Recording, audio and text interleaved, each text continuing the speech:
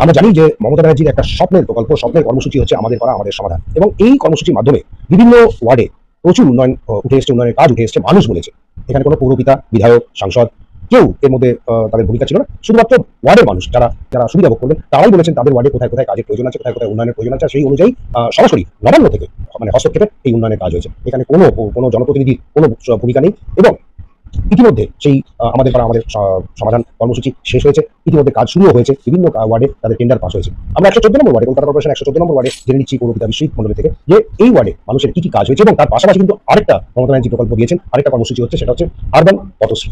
এটাও একটা খুব গুরুত্বপূর্ণ, কারণ এই কর্মসূচিতে শুধুমাত্র রাস্তারই কাজ হবে এবং সেটা প্রতিটা বুথে 13 লাখ করে টাকা বরাদ্দ হয়েছে, যা দিয়ে শুধুমাত্র রাস্তাই হবে। কিন্তু আমাদের পাড়া আমাদের সমাধানে 10 লাখ টাকার কাজ হবে প্রতিটা বুথে। কি বলবেন বিষয়ে? আমাদের নেত্রী মমতা বন্দ্যোপাধ্যায় আপনারা খুব ভালো করেই জানেন যে 2011 সালে তৃণমূল কংগ্রেসের এই সরকার আসার পর থেকে উনি একটির পর একটি উন্নয়ন করেছেন, যেটা সত্যি মানুষের খুব প্রয়োজন। বিভিন্ন প্রকল্প, বিভিন্ন উন্নয়নের কর্মধারা, কর্মযোগ্য ওনার চলছে। এই যে পাড়ায় সমাধান যে নতুন প্রকল্প উনি আমাদের পশ্চিমবাংলার জন্য দিয়েছেন, আমরা যেটা দেখেছি উনি যেটা বলেন সেটা করেন, করে দেখান। সেই জন্য উনি আমাদের নেত্রী মমতা বন্দ্যোপাধ্যায়।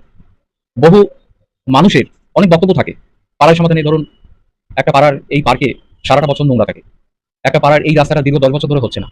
এই মানুষের কাছাকাছি সরাসরি সরকার পৌঁছে গেছে, তাদের বক্তব্য শুনছেন এবং তাদের epic number, voter card epic number নিয়ে তাদের এই কমপ্লেনগুলো রেজিস্ট্রেশন হচ্ছে। এবং একটা পাড়ার ভিতরে দেখা গেল 50টা কমপ্লেন এলো যে এটা হচ্ছে না, এটা আমাদের করে দিলে আমরা বিশেষ উপকৃত হব। তার ভিতরে ম্যাক্সিমাম যেটা আসছে সেটাকে ধরে নিয়েই আগামী দিনে সরকার এই কাজটা করবে। আশা করি আগামী বিধানসভা ভোটের আগেই এই কাজটা সরকার তৎপরতার সঙ্গে করবে। 15 জানুয়ারির মধ্যে কাজ শেষ করতে হবে। হ্যাঁ, 15 জানুয়ারিতে কাজ শেষ হতে হবে, অন্তত প্রসেসিং হয়ে কাজটা শুরু হওয়াটাও দরকার। সেটা আশা করি করবে। আমার ওয়ার্ডে ইতিমধ্যে অনেকগুলো কাজই প্রসেস হয়েছে এবং এই ব্যাপারে আমি অবশ্যই আমার নেতা, আমার অভিভাবক শ্রী অরবিশ্বাস মহাশয়ের নাম অবশ্যই নেব। তিনি টালিগঞ্জ জুড়ে প্রত্যেকটা বুথে নিজে মনিটরিং করেছেন, মানুষ যাতে সরাসরি তাদের অভিযোগ, তাদের দাবি দাওয়াগুলো জানাতে পারে সেই ব্যবস্থা উনি করে দিয়েছেন। এবং সত্যি আমাদের 114 নম্বর ওয়ার্ডের প্রত্যেকটি কর্নারে মানুষ আমাদের ক্যাম্পগুলোতে আসতে পেরেছে, তাদের বক্তব্যগুলো বলেছে, আমরা সেগুলোকে নোট ডাউন করেছি, সেগুলোকে কর্পোরেশনে এনলিস্টে করানো হয়েছে, কর্পোরেশন সেগুলো আপলোড করা সেগুলোকে করেছে এবং সেগুলো আমাদের কর্পোরেশনে গেছে, নবান্ন যাচ্ছে, সেগুলোকে আস্তে আস্তে ছাড়ছে। মূলত কি কি সমস্যা উঠে এসছে? মানে রাস্তা, ড্রেন, এগুলো তো আছেই, এছাড়া আর কি কি সমস্যা উঠে এসছে?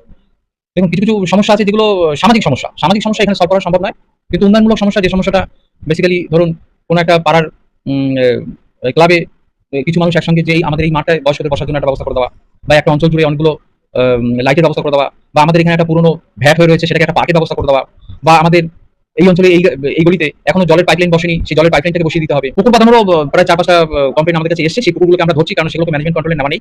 আমরা সেগুলো ম্যানেজমেন্ট কন্ট্রোলে নেওয়ার চেষ্টা করছি। সমস্যাগুলো পাবলিক বলতে পারছে, আমার মনে হয় সেই অনুযায়ী বেশ কিছু কাজ অলরেডি কর্পোরেশন তরফ দিয়ে করেও দিয়েছে। মানে এটা এখানে একটা ব্যাপারও আছে, পাবলিক অনেক সময় জানেও না যে সেই কাজটা কর্পোরেশন দিয়ে অলরেডি এনলিস্টেড হয়ে গেছে, সেগুলো টেন্ডার প্রসেস, সিআরএন এগুলো হয়ে গেছে। তারা যখন এসে বলছে, কর্পোরেশন যারা আধিকারিক রয়েছে তারা